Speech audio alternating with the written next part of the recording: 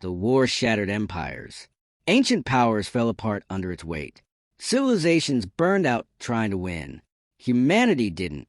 It simply endured. Intro. The galaxy believed war had limits, that even the strongest civilizations would eventually bend, to exhaustion, to fear, to loss. Empires were built on momentum. When momentum broke, so did they. Humanity entered the war with no empire to lose. And that made all the difference. How empires break. The war did not start with humanity.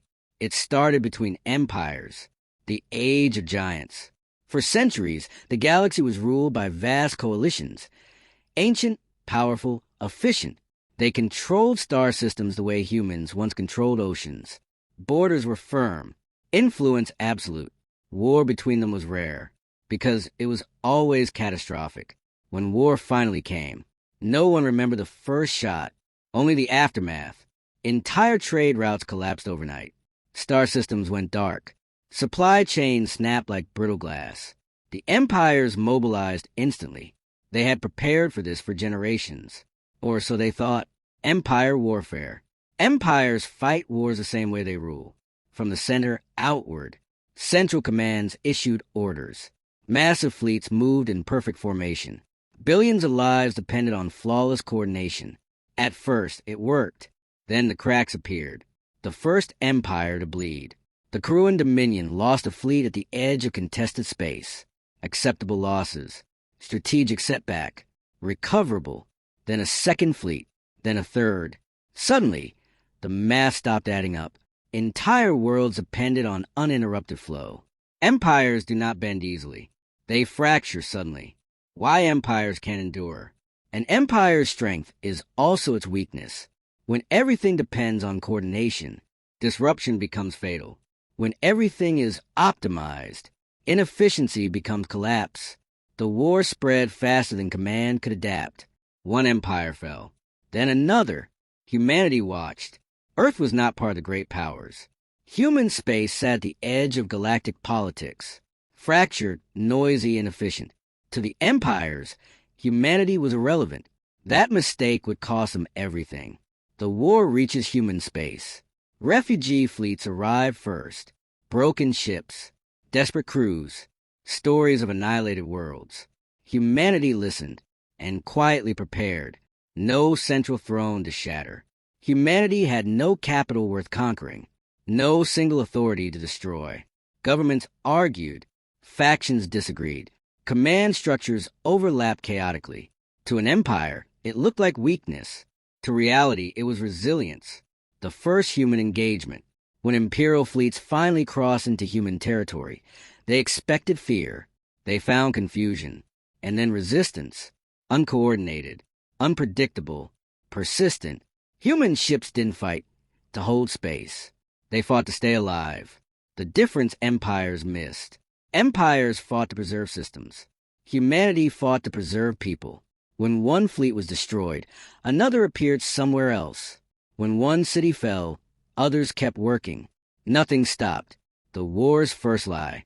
Imperial intelligence reported. Human resistance unsustainable. They were right by imperial standards. They were wrong by human ones. When systems failed, humans adapted. The war did what centuries of peace never could. It exposed weakness. The Second Empire fell faster. The Veltri combined lasted less than a year. Not because its fleets were weak, not because its soldiers lacked courage, but because everything depended on synchronization. When hyperspace lanes collapsed, when relays were destroyed, when central commands went silent, the Combine froze. Orders stopped. Fleets waited for instructions that never came. Human observers noted something strange. Waiting was deadly. Humanity did not wait. Human units acted independently. When contact was lost, they didn't halt. They made decisions. Wrong ones sometimes. Messy ones often. But they kept moving. No one needed permission to survive. The flood of refugees. As empires fractured, space filled with refugees. Entire species fled collapsing territories. Imperial fleets ignored them. Humanity didn't. Human worlds opened ports. Civilian ships escorted convoys. Resources were stretched thin. Human systems bent, but did not break. The strain became constant. Factories ran nonstop. Civilian ships were retrofitted into transports. Old technology returned to service. Nothing was optimal. Everything worked.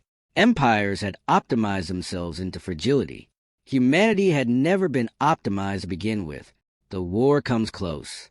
Imperial remnants began striking human space harder. Desperation replaced strategy. Human losses increased. Cities burned. Stations fell. Human networks filled with grief and resolve. The difference became visible. Empires collapsed when victory seemed impossible. Humanity continued when hope was gone, not because they believed they would win, because stopping meant extinction. The adaptation loop. Human tactics changed weekly, then daily, then by the hour. Salvage became supply. Failure became instruction. Loss became learning. Empires needed doctrine. Humans needed tomorrow. The moment the galaxy noticed, an imperial task force, larger than anything humanity had faced, was stalled for months by decentralized human resistance. No decisive battle, just constant pressure, raids, ambushes, evacuations under fire. The task force withdrew, not defeated. Worn out, the question spread across surviving civilizations. A question circulated. Why haven't the humans broken? No one had an answer, because the premise was wrong. Humanity had never been whole enough to break cleanly. The war's shape changed. As empires died, the war lost its structure. Front lines dissolved. Objectives blurred. Humanity kept going anyway. They had no empire to rebuild, only lives to protect. What endures when everything else breaks? The war did not end with a victory. It ended with silence. After the empires, the great powers were gone, not conquered, not replaced, simply exhausted into irrelevance. Star maps still showed their borders, but no authority answered from within them. The galaxy was full of ruins that had once called themselves eternal. What survived? Humanity remained, scarred, reduced, exhausted, but functioning. No triumphant fleets filled the void. No banners were raised. Human ships were busy doing something far less dramatic, repairing, rescuing, reconnecting. The final offensive that never came.